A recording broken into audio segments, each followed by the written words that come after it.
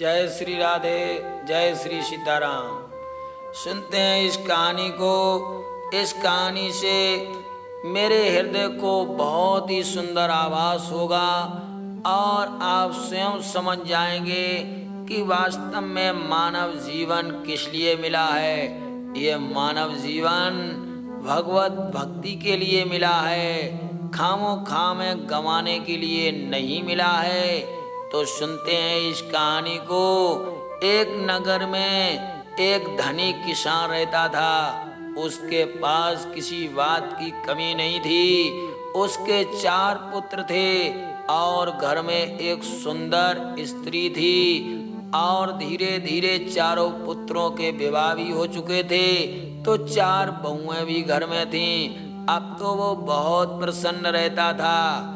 उसकी समझ में हमेशा यही आता था कि अब हमारे पास किसी बात की कमी नहीं है। जब वो पत्नी और पुत्रों के साथ घर में बैठता था तब ये कहता था, मेरे पुत्रों ये बताओ किसी बात की कमी तो नहीं है। तो पुत्र कहते थे, पिताजी आपके होते हुए हमें किस बात की चिंता है, आप तो हमारे भगवान हैं, मैं आपको कैसे भुला सकता हूँ। आपका जहाँ पसीना गिरेगा मैं अपना वहाँ पर खून बहा दूंगा।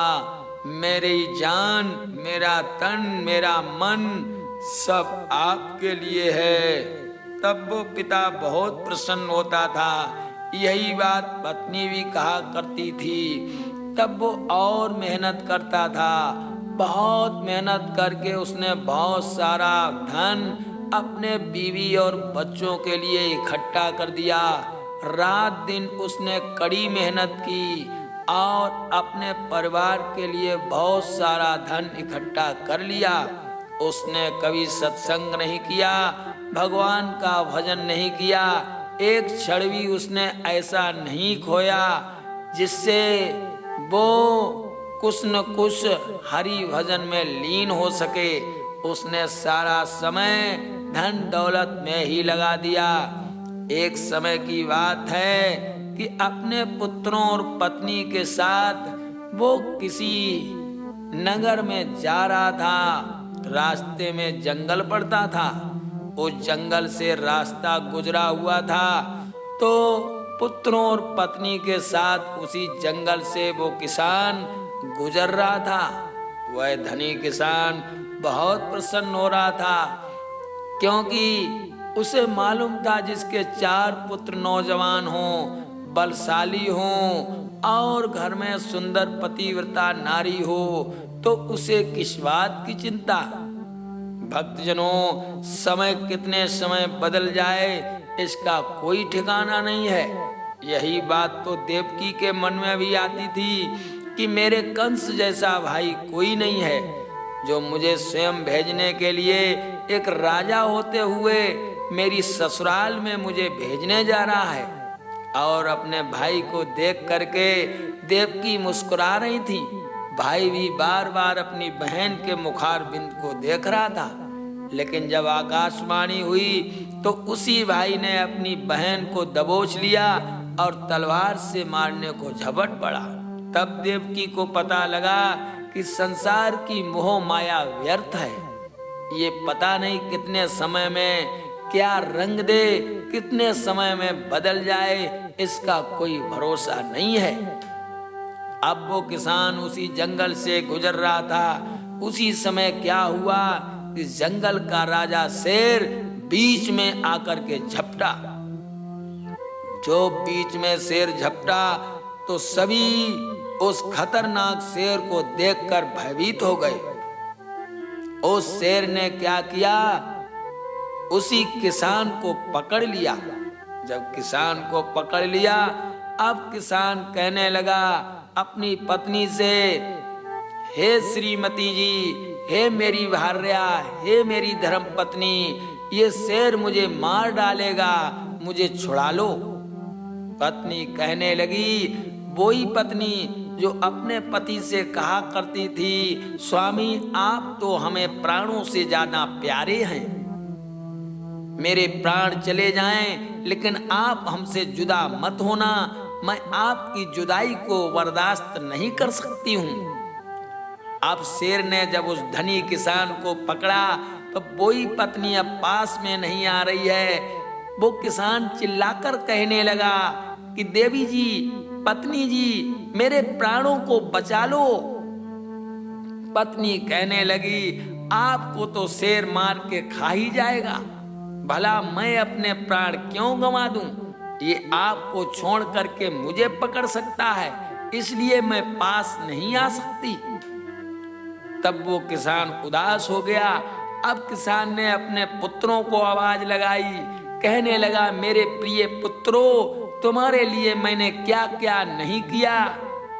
अब मेरे प्राण शेर के शिकंजे में आ चुके हैं। तुम जल्दी से दौड़ करके आओ और मेरे प्राणों की रक्षा करो।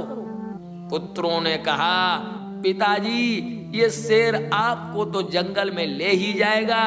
अगर मैं पास में गया तो मुझे भी मार डालेगा। ऐसा न हो तुम्हें छोड़ करके मुझ पर हमला कर दे। इसलिए मैं पास नहीं आ सकता, क्योंकि हमारे छोटे छोटे बच्चे हैं, उन्हें कौन देखेगा। अब उस धनी किसान को बचाने वाला कोई नहीं था। शेर ने उसको पकड़ा और पकड़ करके लेकर चल दिया। जब बीच जंगल में पहुंच गया तब वो धनी किसान रोने लगा। शेर मुख से बोलने लगा, मनुष्य की वाणी में शेर बोलने लगा। शेर कहने लगा, अब तू रोता क्यों है? धनी किसान ने देखा ये शेर तो मेरी भाषा में बोल रहा है। धनी किसान रोकर कहने लगा, मुझे मर जाने के लिए रोना नहीं है, मैं इसलिए नहीं रोता हूं कि आप मुझे खा जाएंगे। शेर कहने लगा, फिर तू किस लिए रो रहा है? मुझे साफ साफ बताने की कृपा कर, वरना एक ही पंजे में तेरा गला फाड़ दूंगा। वो किसान कहने लगा, आप कोई भी हो, आप मनुष्य की भाषा में बोल रहे हैं, भले मुझे खा लें, मैं खाने के लिए नहीं डरता हूँ।